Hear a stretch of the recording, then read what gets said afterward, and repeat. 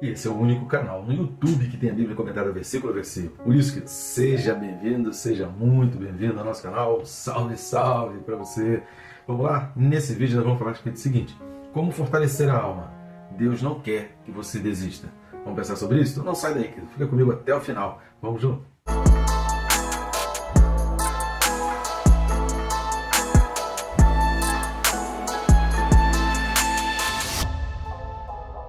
Antes de mais nada, inscreva-se no canal, né? Rápido e fácil, você vai clicar no botão inscrever e pronto, já vai estar inscrito. Não deixe de se inscrever não, querido. Aproveita e clica no sininho. Porque clicando no sininho, marcando a opção todas, duas coisas vão acontecer. Não só você vai ficar por dentro de cada vídeo novo, cada novidade que tiver aqui no canal, como também você vai se disciplinar a estudar a palavra, né? A gente sempre deixa para ler a palavra amanhã e esse amanhã não chega nunca.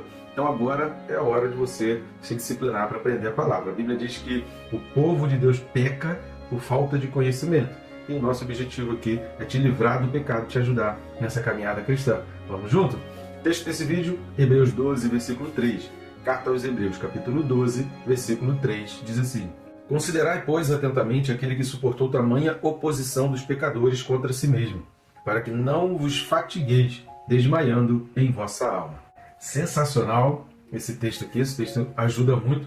Lembrando que aqui está falando a respeito de Jesus e de olhar para Jesus, da gente ter Jesus como modelo, da gente ter Jesus como um parâmetro. Ele foi o príncipe, ele foi o principal, ele foi o primeiro, ele foi o pioneiro, ele foi o guia que abriu o caminho e seguiu o caminho até o fim, né? Então ele trilhou todo o caminho. Quando fala autor e consumador, é aquele que foi o primeiro e deixou preparadinho o caminho completo. É isso que a gente precisa entender, do início ao fim. Ele não só iniciou o caminho, como ele terminou o caminho, deixando para nós um caminho pelo qual cada um de nós precisa passar. Então esse versículo ele traz profundos ensinamentos que a gente vai detalhar aqui. E aí eu peço sua atenção, porque eu tenho certeza que a sua vida vai ser muito fortalecida com os ensinamentos desse versículo aqui, tá certo? Antes de mais nada, querido, nos ajude aí a chegar a 10 mil inscritos, para que a gente comece a ter mais portas abertas com relação a outras editoras e livrarias evangélicas, para a gente estar divulgando também o nosso material. E também, quanto mais pessoas inscritas e mais pessoas assistindo os nossos vídeos, isso significa que tem mais gente em contato com a palavra de Deus, que esse é o nosso objetivo, né? Divulgar a palavra de Deus. Jesus disse: ide pelo mundo levar o evangelho a toda criatura. Nunca foi tão fácil agora por meio da internet. Muito mais barato do que pagar passagem aérea, hospedagem, alimentação, arrumar espaço, material, equipamento, um monte de coisas e de gastos que a gente tem indo pessoalmente, né? Não que eu não queira ir, quero muito. Se você se sentir à vontade aí, quiser me convidar, eu vou com o maior prazer. Mas a gente vai encaixando as coisas dentro das nossas limitações. E a gente, pela internet, a gente consegue ter um alcance bem grande, né? Um alcance muito maior até do que talvez apenas numa viagem. E como você pode estar ajudando o nosso ministério, ajudando o nosso canal? Uma forma, querido, é grátis, não vai custar nada para você, é rápido e fácil. Curtir, comentar e compartilhar, o famoso triplo C, né? Curtindo e comentando no YouTube mesmo, já mostra o vídeo para fazer aquelas indicações, recomendações para várias pessoas, e compartilhando, você faz chegar a pessoas que o YouTube jamais recomendaria. Outra maneira também é lendo esse QR Code que está aqui do ladinho, ou indo aqui no link da descrição, que vai abrir um mesmo menu, e nesse menu você vai ter as opções ali de adquirir os nossos livros, que estão aparecendo a capinha deles aqui, de forma digital ou em papel. Tem o canal na Amazon, tem no Mercado Livre, tem na Americanas, tem na Hotmart.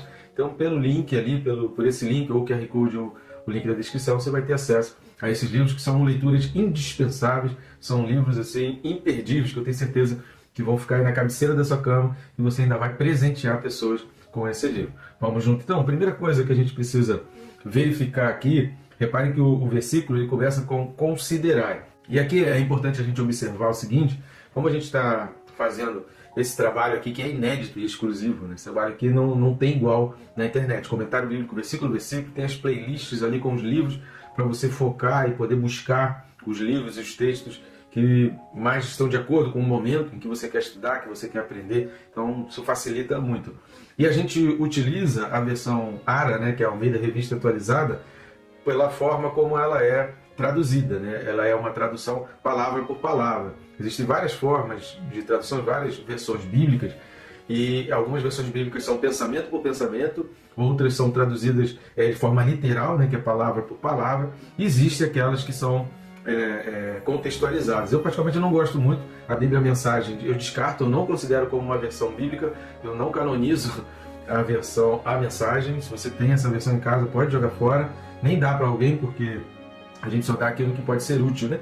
E a Bíblia, a mensagem não é útil, não vai ajudar em nada. Existem muitas outras versões que vão ajudar bastante. Agora, no nosso estudo, a gente procura utilizar essa versão, que é literal, né? Que é a tradução palavra por palavra, para exatamente a gente conseguir extrair o sentido do texto mais próximo ao que o autor original escreveu. Porque às vezes, quando a gente quer muito trazer na linguagem nossa hoje, para facilitar muito o nosso entendimento hoje, a gente acaba se distanciando muito do que o autor escreveu. E aí isso é um perigo muito grande, porque a base para a interpretação é você ir lá no tempo, é você fazer essa viagem no tempo entre o momento em que o autor escreveu e o momento que a gente está vivendo hoje. Vários acontecimentos surgiram, então você precisa pular esses acontecimentos e esquecer esses acontecimentos que vieram depois, essas novidades, as coisas que aconteceram depois, para que você tenha na mentalidade aquilo que realmente o autor escreveu originalmente. Então por isso que eu gosto dessa versão, dessas traduções que são palavra por palavra, né? Essas que são consideradas aí tradução literal.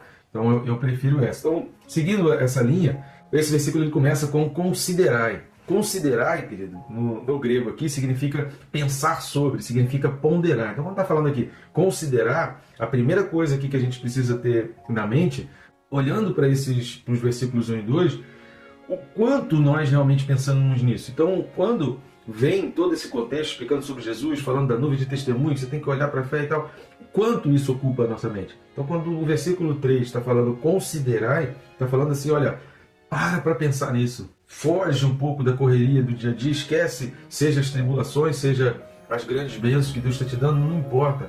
Olha para o consumador da tua fé, o quanto isso está ocupando de espaço, o quanto você está investindo de tempo, ou de dinheiro, do que for, o quanto você está investindo realmente para saber o que significa autor e consumador.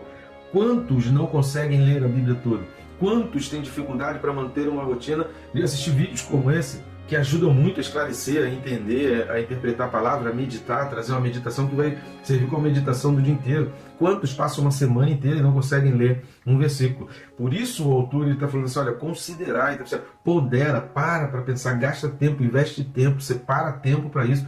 Você está fazendo um monte de coisas, então você precisa abrir um espaço aí dentro da sua agenda para que você considere todas essas coisas, para que você pense na nuvem de testemunho, para que você pense na tua entrada na glória, para que você pense que existem pessoas torcendo por você, que existe um caminho proposto. Você já assistiu os 2 últimos vídeos, você conseguiu entender que é algo já escrito, que essa questão de um caminho proposto, de uma carreira proposta, é algo que já está escrito, que Deus planejou para você, mas que você tem essa liberdade, assim como Esaú teve, de escolher ou não. Então essa palavra considerar, ela traz esse sentido. Quanto que a gente está investindo de tempo, quanto que a gente está conseguindo separar para pensar nas coisas lá do alto. Querido, um dia tudo aqui da terra vai acabar, um dia tudo aqui vai passar. Você já se deu conta que às vezes você está se preocupando demais com coisa que tem prazo de validade e você está se preocupando de menos com aquilo que vai ficar para a eternidade? Então esse considerar aqui é uma ordem, o verbo aqui está no imperativo, é uma ordem e é um chamado para que a gente se volte mais para pensar na eternidade. A segunda coisa, quando fala considerai, pois, atentamente, essa palavra atentamente, ela não está no grego, mas ela está trazendo, é uma maneira de esse considerai, pois, atentamente, na realidade, é uma interpretação de uma mesma frase, para exatamente trazer essa ênfase. Então, essa expressão aqui, ela foi colocada aqui no português exatamente para dar essa ênfase daquilo que a gente falou anteriormente. Olha, considerar atentamente, pare para pensar, pondere. É que essa palavra grega utilizada é a ponderação, é o pensar sobre, que isso fosse feito sem distrações. Então a ideia aqui é traduzir, porque para o grego essa palavra significava isso. Para o grego significava, poxa, eu não posso me distrair, eu preciso pensar nisso, eu preciso ter atenção nisso, por isso considerai, pois, atentamente. Porque para o grego ele entendia dessa maneira. Tá? Então a palavra atentamente não está no original, mas ela está trazendo o sentido para que a gente consiga ter o mesmo entendimento que as pessoas, ao lerem aquela palavra no grego, têm. Deu para entender? Terceira coisa que a gente precisa ver, a palavra que suportou, aquele que suportou tamanha oposição, essa palavra suportou é a mesma palavra do versículo 2, que é aguardar bravamente e calmamente. Se você não assistiu, assista o vídeo anterior. Tamanha. o significado aqui é desse tipo, comparando os sofrimentos de Jesus aos dos leitores.